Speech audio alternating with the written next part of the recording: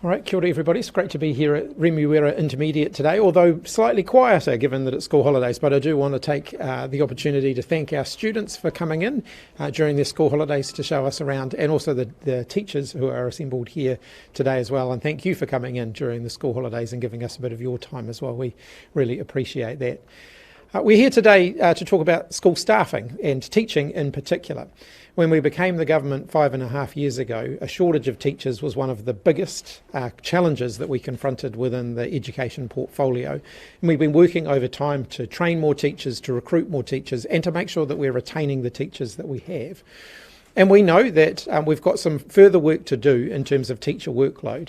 And one of the things that has an impact on teacher workload are the number of teachers that we have, the level of retention for the teachers that we have, and ultimately also the number of young people that they work with at any given time. Schools are funded based on a formula. They get a set number of teachers based on the number of students that they have. And we know that that formula at the moment in years 4 to 8 has the highest teacher to student ratio of anywhere in the education system.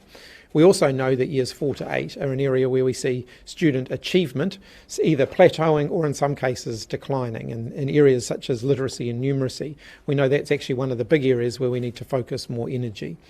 So today we're announcing that we're going to put an extra 320 teachers into those year 4 to 8 ratios to start the journey of bringing those ratios down so that they're more in alignment with ratios in other areas. It won't get us all the way there, obviously, but it is a start.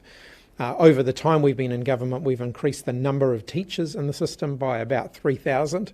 And we've had a really significant focus on recruitment as well, because we know that up until now, doing anything around ratios would have been very difficult because we simply wouldn't have been able to find the teachers to fill those extra spaces. We're now getting to the position where those recruitment and those retention efforts are really starting to show some signs of progress. And so we're confident that we'll be able to recruit an extra 320 teachers overall across the country in order to start that effort to lower teaching ratios. We know that that will give schools a lot of choices about how they use those extra teachers in order to improve educational outcomes for particularly that cohort of students that we know we've got an achievement challenge with. So I'll hand over to the Minister for a few more details and then we'll open up for questions. Kia ora. Alongside that announcement today around the ratios in the year 4 to 8, we're also announcing today a Ministerial advisory group. I'm very keen to see the challenges that exist for school staffing across the whole of the system, and I don't want to look at one part just in isolation. I want to make certain that we are cognizant of the whole of the system and where the key challenges and where we can make some changes that are going to make the big difference for achievement for our young people exist. So I have asked the Ministry to put together a Ministerial advisory group where we will get key people that work within the system to look into that and investigate into that area and come back reasonably quickly. I want to see this as a reasonably quick time frame of where we can make changes that will make a difference in our education system. We know that, as the Prime Minister has said, that there are some key areas where achievement challenges or achievement has been a real challenge for our young people, and so we're really wanting to make certain that we get this right across the whole of the system. So I'm very excited about the prospect of what the Ministerial Advisory Group will bring back to us and where we can look into our future work program as well. Thank you. I'm now happy to open up for questions. Yeah. Minister, you're reducing the teacher-to-student ratio by 1. Is that enough to make an initial difference? Ultimately, the way schools use their teaching allocation is up to schools by starting the process of reducing those ratios, those funding ratios for years 4 to 8. We'll ultimately add 320 more teachers into the schooling system at that, across at that area. So it gives schools choices around how they can target that, how they can reduce class sizes, or how they can do other innovative things in the way they manage their timetable to increase the amount of time teachers have to prepare lessons, to make sure that they have more small group tuition, for example. Schools use those, funding formulas in a variety of different ways. 320 extra teachers is a really good first step, and I'm certainly not saying it'll be the last step. There's more work to be done there. And you said back in 2014 that if you got into government you would reduce the number of students in class. Now, is this making good on your promise? This is the first significant change to ratios in terms of reducing class sizes since the last Labor government. So I think our track record speaks for itself there. It tends to be Labor governments that put extra teachers in to reduce class sizes. In 2014, at the time of that debate, the previous national government was trying to increase them. And what's the time frame looking like for getting those small classes? So the Ministerial Advisory Group, I've asked that once the terms of reference are settled, that they are reporting back to me within 3 months, and then we'll be able to determine what the next steps will be at that point. But as I said, that's quite a quick turnaround, and I really see this as being a big issue, and so we want to be able to make some decisions around what the next stages will look like. Minister, some work has already been done in that area. The former Education Minister Steve Mahari said a goal of 23 students per teacher would be good. Why not just commit to that now and release a plan for how that can be achieved? Because that particular piece of work was NZI's Te Aroa's piece of work, and that looks at one part of the system. The difference is now is that the Ministerial Advisory Group will look at the whole of the system, inclusive of secondary schooling as well. I think that's really important, because if we just lean into one part of the system, we could be at risk of not actually losing sight of what happens elsewhere within the system. This advisory group will look right from primary right through to secondary. With a fall in birth rate, are we going to be in a position where we actually have surplus of teachers, and this is a convenient or a nice way of solving that issue? I know the Ministry of Education do modelling on this particular issue around overall teacher supply relative to the number of students that we have, and that shows that in the secondary school system at the moment it's still finely balanced. There's still a lot of pressure there. In the primary sector, we are going to have more choices in coming years around, class sizes and things like that, and we'll have more options. But again, Yeah, no, this is actually something that is something the Ministry of Education does look into constantly and does that modelling. I have to say that doesn't always come to fruition either, but what we are looking at is what are those ratios that are going to bring the optimum rates of success for our young people as well. And really that's not around birth rates or what the modelling is going to show us, it's around the success of what our young people can achieve. Prime Minister, the National Party is labelling this in a cynical election year ploy to try and bolster votes. What would you say to that? Well, the last time the National Party talked about class sizes in an election year, it was because they were trying to increase them, and that was back in 2014. I think our government's record and the previous Labor government's record speaks for itself, that we've been focused on recruiting more teachers. We saw a decline in the number of people training to be teachers during the tenure of the last government. And the reality is that's not something that you turn around in 1 or 2 years. It takes quite some time to turn that around and train the additional extra teachers that you need, which is what we've been focused on doing. So we're in the position to be able to do more in this space now because of that work that we've had around teacher recruitment over the last 5 years. You've given some information around literacy and numeracy rates ahead of this announcement. So how will this change our kids' ability to read? Will more of them be able to read because of this? Happy to answer this one. This is an area that, as someone who's come out of the sector, that I've long known that year 4 to 8 area of the schooling and the ratios that exist now do put pressure on those classrooms and do put pressure on teachers' ability to be able to deliver the best that they possibly can for those young people. And we know that between year 4 and 8 there has been a drop off in achievement when we measure it on our national student monitoring surveys. And so what we want to do is put every condition that we possibly can around our teachers in the year 4 to 8 to ensure that they can be the best that they can be. So the bottom line is that yes, our teachers, by reducing the class sizes, will have more time to spend with the students in those year groups. Will there be provision for this reading recovery refresh to come into year 4 to year 8 classes, have more one-on-one or small group time with children who are struggling?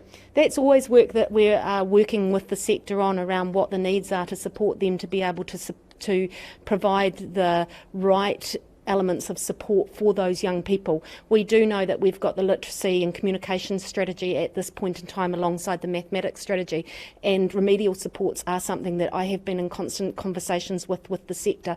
So there is that ability for teachers and for principals to be able to make those decisions around how they use that staffing, as the Prime Minister said, and it could be that that can go into literacy and mathematics, but I do not want to put something in the mouths of those principals, because each principal will know what the needs are that will best suit their school. We've rolled out this Better Start program in schools, but it's not for this age group, and these kids are struggling. So will there be resources specific for this age group to continue on that Better Start journey, or start the Better Start journey later in their primary years? So the Better Start journey, and I meet again with the people the academics that are behind that from Canterbury University a number of times.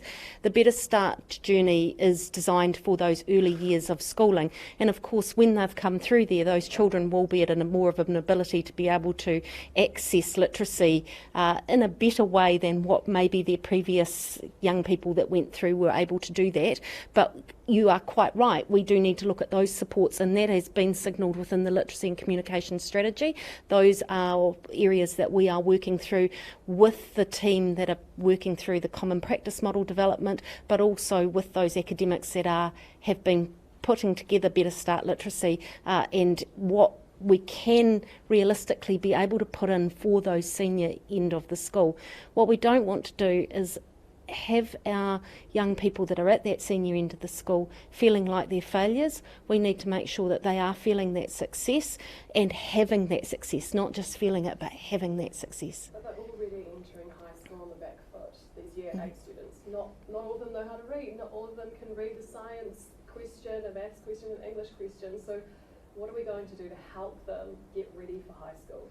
So in the past we have put in the Lost Learning Initiative to make sure that they are up to a certain level. We are developing, and it is in a pilot stage, making certain that teachers know what is expected of them to be able to teach to get those kids up to a certain level with the co-requisites. But again, that's at a pilot stage, and we are doing some work around that to make sure that that's stronger, but that also our teachers have that ownership of that journey the whole way through, so that they know that the pathways. There's the literacy progressions that we are developing to make them stronger. So again, that teachers know exactly what it is that the young people are needing to learn.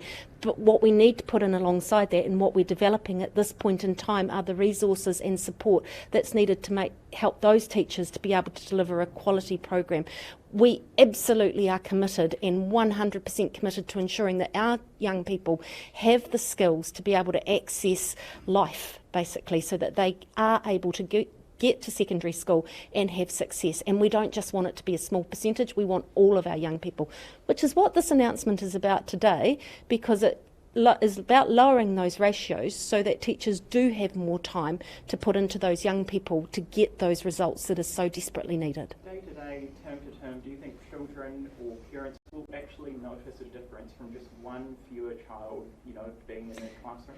Yes, now this is a conversation that I've had quite a lot around this, and as I say, having come out of a classroom and having come out of being a principal, I know that it's not just about one per class. It's the way that you use that as a principal and the way that you employ that in your school. And so principals will be able to work on what is needed for their school and meet the needs of their particular school. Parents will see a difference, teachers will see the difference, because they will have more time to be able to spend on individual needs. For the government, will this hopefully bring an end to the NZEI negotiations, and will there soon be another pay negotiation, or will the government return with a pay offer soon? This is very separate from bargaining, although having said that, throughout bargaining we have heard the issues that our teachers are facing, so we are listening to our teachers, but this is something that we don't deal with within bargaining. Class sizes aren't something that have ever been dealt with in bargaining. Again, I know that because I used to be on the other side on the bargaining teams, and class sizes were not something that we would lean into. But we are listening to the needs of our teachers as well. So, Prime Minister, just to Yes. back on it at the moment, can you shed any light on why a French warship was in territorial waters? Sorry, no, I don't have it. I haven't got any information on that. Happy to get you some, but I haven't got any. I haven't actually seen any coverage of that, so I'm happy to look into it. But and I'll get some. Coast Guard. Yeah, like I said, don't have any information on it. Happy to get you some. Right, that'd be great. Yeah. One other question. Are you concerned about reports of Ruataka Prison being at capacity and police officers being asked to consider that before making the arrest for Bridget Bay? So the update that I had as of this morning is that there's around 500, somewhere between 500 and 600 spaces available in our prison network at the moment. So there is no impediment to police arresting people and placing them into custody. There is no impediment to courts placing somebody into custody. There is space available if that is the right option in terms of public safety. We obviously manage the prison network in such a way that there are those options available to them. Are you concerned that police officers are being told to consider that before making the arrest? I don't know what the nature of that communication was. I understand it was an internal police communication, but certainly if police are arresting people, we've got somewhere to put them. One other thing, have you sort of briefing or had any updates on the attempts to rescue the New Zealander who's being held hostage in Papua New Guinea? Yeah, I've been getting regular updates on that throughout the duration that hostage has been being held. Obviously, as a country, we never believe that taking hostages is a way to resolve these kind of issues. It's also not the way to make a point either. And so we will continue to work to seek the peaceful release of the hostage. Back to education, how realistic is it that we'll have 160 teachers in place by the start of next year to kick off this initiative? So we have been working on the workforce strategy for quite some time, and we know that there is more work to do. But over the last wee while, we have been able to access 1,000 new teachers from overseas. We have looked at different ways of training our teachers, and we are piloting different ways of training our teachers within this country. But again, it is something that we continue to work on and around the workforce strategy to ensure that we are getting those teachers. What we are looking at also is how to make our teaching profession more attractive. I can personally say that it was one of the best things I've ever done in my life is to be a teacher. We've got to make certain that all our teachers feel that, know that, and are out there singing the praises so that we've got more young people that want to come into this most rewarding profession. And how confident are you that there's a standardised kind of training program for teachers who may be coming from overseas with different standards there, that they'll all be up to scratch to kind of boost our numeracy and literacy rates? So that's a really good question, because that's part of the work that the Teaching Council are doing to make certain that our teachers who are coming in from overseas do have that consistent approach and are aware of New Zealand, Aotearoa New Zealand conditions. Also the work that we're doing at the moment around the common practice model, meaning that we're going to have consistency of approach. I say from Kaitaia to Invercargill, I get caught out because people tell me about the places that are further north and further south than that, but that we'll have that consistent approach of teaching. We will make certain in that our ITEs have that approach as well, but also that our teachers coming from overseas get that training that is needed. And resources and equipment wise, are you confident that there will be enough classrooms, for example, to handle this extra capacity? Yes, I am very confident. I go around schools and I see that. I know that there are schools where there is pressure that's being put on, but they are working with the Ministry of Education around that. But I also see schools where they're ready to go and rearing to go. Prime Minister, Yes. Communication staff for core public services have gone up 50% during your time in office. Is that something you're comfortable with? I think, it's easy to throw around numbers like that, and we do actually need to understand the nature of the change that we're seeing. The number of staff who are working with the media, for example, has stayed pretty much the same for the time we've been in government.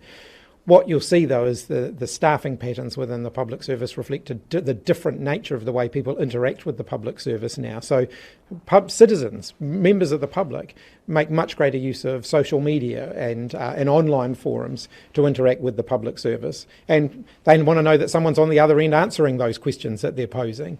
And so that's where some of the big growth in communication staff has been. It's been in that direct engagement with members of the public. But on that, with the definition narrowing like that, isn't it worrying that the number of staff is still increasing? As I've indicated, I think we have to look at what those people are doing. This isn't about spin doctoring. It's not about working with the media. The number of staff who are working with the media has remained at roughly the same. The people interacting with the public or producing materials to interact directly with the public, that's where we've seen some growth. And I think it does reflect the fact that people want to be able to interact with government and with public services in a different way to the way they've interacted in the past. So you wouldn't expect public services services to rein in spending on communication? Well, I'd expect the public service to be running a rule over all of their expenditure on a regular basis and make sure that they are delivering good value for money for the taxpayer. All right. Thanks, everybody. Thank you. Cheers.